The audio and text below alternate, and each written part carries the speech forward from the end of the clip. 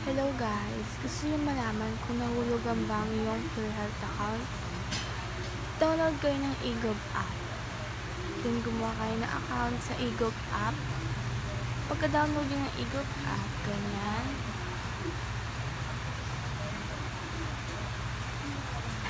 Ilagay niyo yung PIN nyo sa eGov app.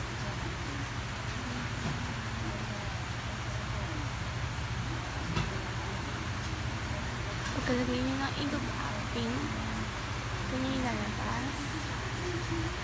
Then, hanapin nyo yung PhilHealth. Automatic na makikita nyo yung PhilHealth account nyo dyan.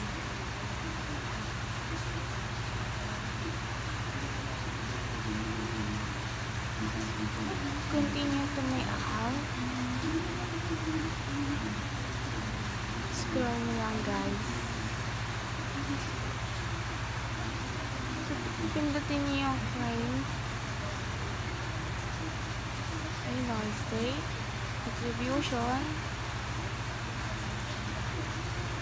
Yan guys, makikita nyo yung ilan na nahulog nyo sa PhilHealth account nyo. Then, kailan nyo yung hinulugan. And guys, na kayo nahulog. Makikita nyo dyan guys. Then, i-back nyo. Kung may VIR, SS, Pag-ibig, makikita nyo din dyan. So, anong merong kayong account, makikita nyo dyan. Kung gusto nyo makita kung anong sulugan, Pag-ibig check natin.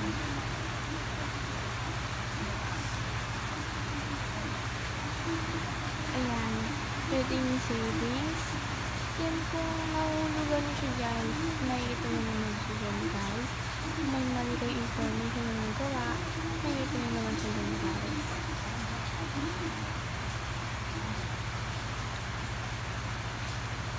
Kayo lang mag-check ng Pag-ibig account.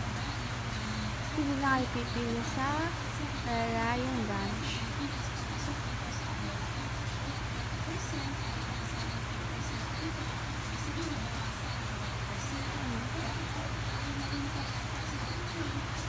Kung nagtatanungan, just comment.